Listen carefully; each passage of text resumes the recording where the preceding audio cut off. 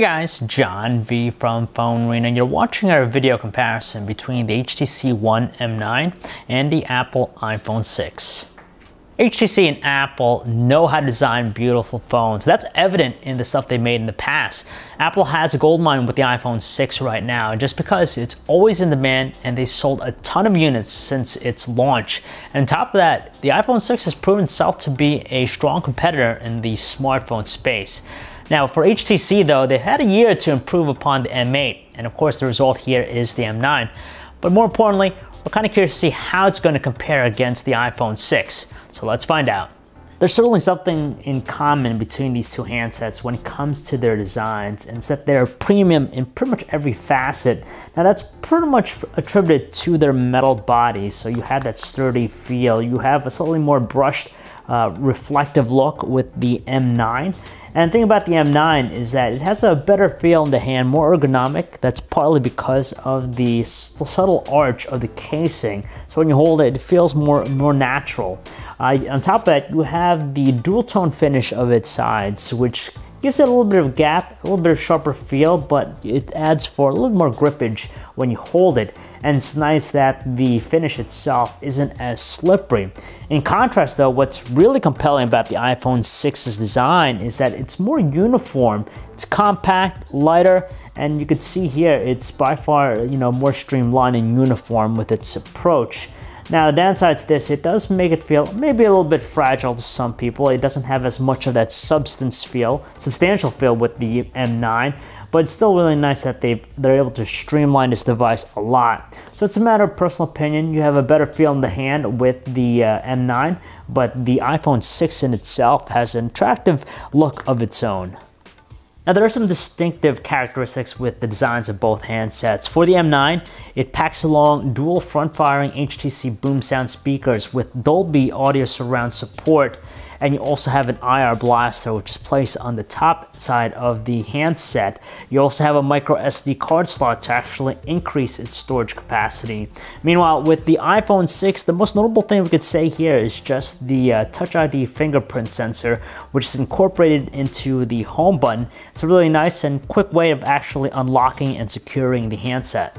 On paper, it seems as though the M9 has the more favorable display. A lot would be going for it just because it's larger and higher resolution. So it's a 5-inch 1080 by 1920 Super LCD 3 display, giving it a pixel density count of 441 pixels per inch, which is higher than the iPhone 6's Retina display, which is a 4.7-inch 750 by 1334 IPS LCD panel. Now, you really can't tell the detail superiority, even up close and personal. Both are exquisitely very sharp, and they're great for things like surfing the web, even when you're in a zoomed out view. And honestly, from a normal viewing distance, it's even harder to even recognize the slight advantage that the M9 display has in the pixel density area. However, beyond that though, there are more favorable qualities going for the iPhone 6's Retina display. First and foremost, it shines stronger at 600 nits, easily beating out the 508 nit brightness of the M9. On top of that, it has a slightly better color temperature of 7200 Kelvin in comparison to the M9, which is at 8100 Kelvin. And of course, the reference value that most displays want to hit is around the 6500 Kelvin mark. So what you get here is a considerably colder looking display with the M9, while the iPhone 6 is a little bit better.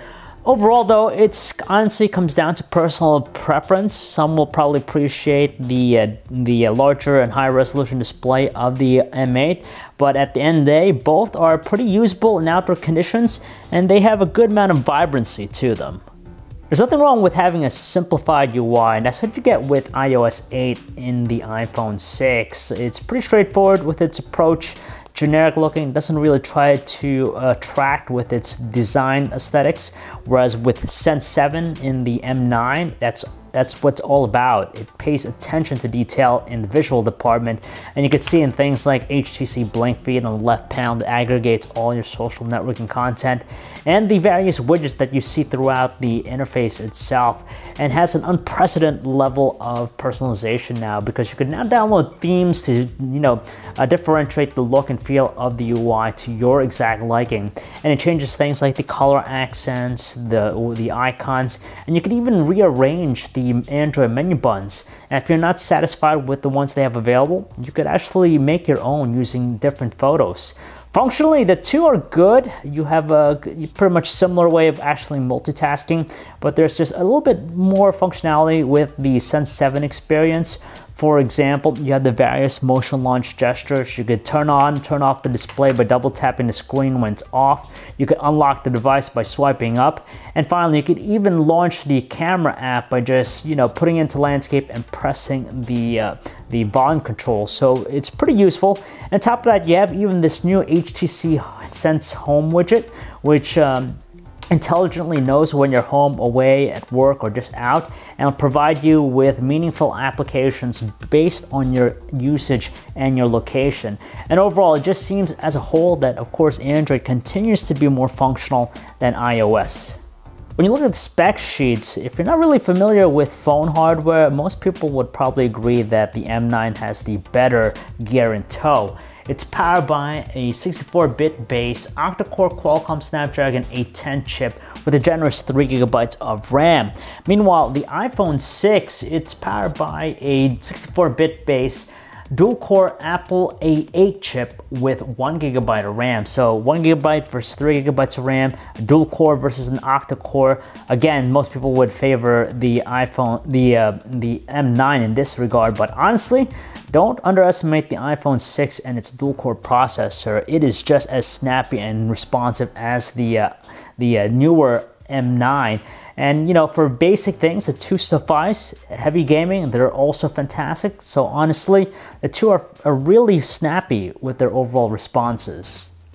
Snapping photos is important to a lot of people. As we've seen in the past, the iPhone 6 really excels in this area with its 8-megapixel iSight camera. Now, in terms of the megapixel count, it might not be too impressive just because with the M9, it's now packing along a sizable 20-megapixel camera, which is a considerable upgrade over its predecessor's 4-megapixel ultra-pixel camera. As for the camera UIs and the experiences, if you love having a higher degree of control in taking your shots and various shooting modes, you'll really take a liking to the M9 just because it's rich with that, and you have a lot of really fun modes, whereas with the iPhone 6, its camera taking experience is pretty straightforward. It's just all about taking photos. There's not really a whole lot in terms of adjusting the settings or shooting modes as much as the M9. Now, when it boils all down to quality, there's just no comparison. Even though HTC has made some considerable strides with the M9 and its 20-megapixel camera, it still can't compare to the iPhone 6 overall. Now, when it comes to outdoor shots, honestly, the two are more than fantastic for the occasion. In fact, the M9 will capture just a little bit more detail than the iPhone 6. So for stuff in the background, if you want to crop, you're going to get some flexibility with both handsets. But under lower lighting, that's where the iPhone 6 really excels in. Unfortunately for the M9, its photos just come out smudgy and underwhelming, whereas with the iPhone 6, especially with its HDR shots, it's able to draw out a lot more detail and overall just maintain a slightly more sharper look than the M9's results.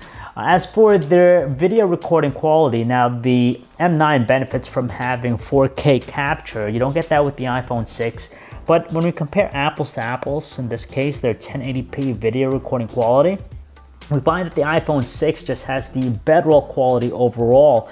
It's just sharper, quicker in readjusting its focus, and it's just more defined in its overall look. Whereas with the M9, it tends to be a duller tone and softer too, and under lower lighting conditions, you see a significant drop in its capture speed.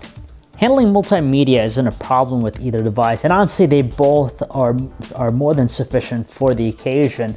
When it comes to the music players, there's just more of a dynamic look with the Sense music player, especially when you have a cool visualizer option that shows you the lyrics, which is pretty nice. On top of that, thanks to its dual front-firing HTC boom sound speakers, it generates a more punchier tone, a higher degree of audio fidelity than the single speaker that's in the iPhone 6. And it's made even more profound when we watch videos, just because with Dolby audio surround support with the M9, you get more depth with the audio quality from its speakers. But the two are more than fitting for playing high definition videos. There's no stutter or lag. But at the end of the day, when it comes to purely the entire multimedia experience, we'd favor the M9 in this area. Okay, so call quality on the iPhone 6 is good, but the M9 is nearly perfect. That's because voices sound more robust through the M9, both with the earpiece and speakerphone. So we don't have any issues when it comes to having conversations in noisy environments. With the iPhone 6 though, the speakerphone tends to exhibit a little bit of distortion. When it comes to battery life, now the M9 technically produces a longer battery life than the iPhone 6.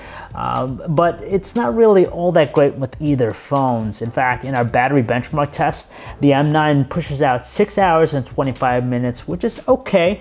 Still beating the iPhone 6 at 5 hours and 22 minutes, but we really don't classify either device as being extraordinarily long with their battery life. Here in the US, you could pick up the iPhone 6 for $200 with a 2-year contract, but when the M9 launches here in stateside, you expect to see it at the same price point as well. Although you do get 16 gigabytes of internal storage for the starting price point of the iPhone 6, whereas you get double that, 32 gigabytes with the M9. Now, it's the constant decision of Android versus iOS, M9 versus iPhone 6, which handset to go with. Honestly, both handsets will suffice, though it depends on what you're going to use it mostly for. If you're going to be taking a lot of photos and videos, we'd probably recommend picking up the iPhone 6 just because it excels in that area. It takes amazing looking snapshots, especially under low light, which is one of the problems you have with the M9. Go with the M9 for the design and also the software experience. Sense 7.0 is by far a lot more personable and has a lot more depth than iOS 8. So it's just a matter of personal preference. So if you guys want to learn more about either device, you can check out our website, PhoneArena.com. It's John V. Thanks for watching.